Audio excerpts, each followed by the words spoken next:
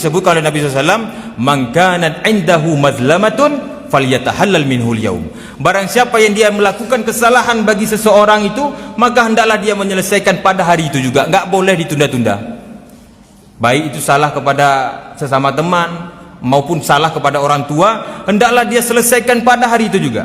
Jangan pernah dia menunda-nunda. Kenapa? Kembali lagi bahwasanya umur itu bukan kita yang atur, tapi Allah Subhanahu wa taala yang mengatur. Kalau kita berdosa kepada Allah, Allah Maha Pengampun. Allah akan ampuni dosa-dosa kita. Ketika kita bertobat, Allah akan terima tobat kita. Tapi kalau kita salah sama orang ini bukan Maha Pengampun, bukan Maha Pemaaf. Sulit bagi kita untuk meminta maaf kepada orang tersebut. Kalau orang tersebut masih hidup, masih ada kesempatan kita untuk meminta maaf. Mantan bisa dibujuknya. Ya, misalkan seseorang dia tidak mau memaafkan, lalu kita bujuk dia. Kalau dia masih hidup, maafkanlah kesalahannya, maafkanlah kesalahan. Oh, enggak mau memaafkan. Kesalahan dia itu besar sekali sama saya. Enggak mungkin saya akan maafkan. Maafkanlah dia. Kita bujuk dia, maafkanlah.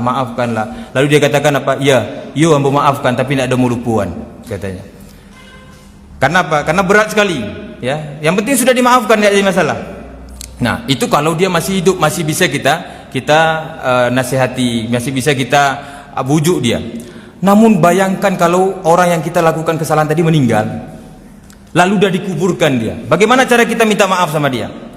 Apa datang kita ke kuburannya lalu kita katakan, maafkan dosa-dosa ambo yo. Kira-kira ini dalam kuburan itu mengangguk apa menggeliang? Nah, kira-kira bagaimana? Kalaupun dia jawab, yo mau maafkan, kira-kira, nah, mungkin kita akan lari.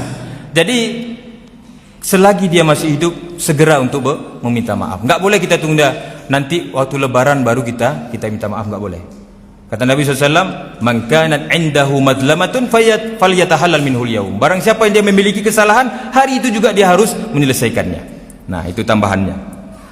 Wa in kanat ghibah, apabila dosanya tersebut adalah berupa ghibah, menceritakan aib orang lain, yang aib itu ada pada orang yang kita ceritakan, itu namanya ghibah.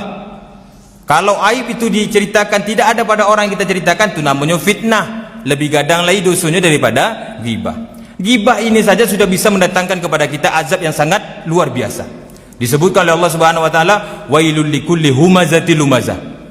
Ya, kecelakaan besar bagi orang-orang yang mengupat, menceritakan aib orangnya ataupun mencela daripada aib daripada saudaranya. Apa bentuk kecelakaannya? Mereka akan dimasukkan ke dalam neraka hutomah.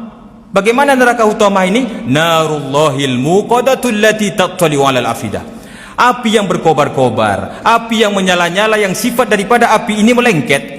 Allati tattali'u 'alal afidah. Kalau dilengketkan di ujung kaki, maka akan menghanguskan jantung manusia. Itu bentuk daripada azab neraka hutomah.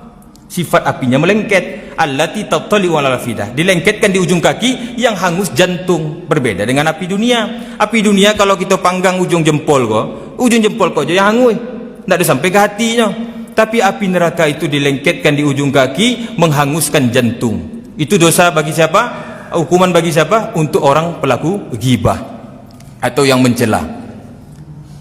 Kemudian ada juga azab di riwayat lain disebutkan dipakaikan terompak dari neraka itu di kaki paman Nabi, maka yang mendidih adalah otaknya. Begitulah azab Allah Subhanahu wa taala. Itu adalah azab paling ringan. Bagaimana dengan azab yang paling berat? Nauzubillahi min dzalik. Maka dari itu, bagi orang-orang pelaku ghibah, istahalahu minha, maka hendaklah dia menyelesaikan ghibahnya pada saat itu juga.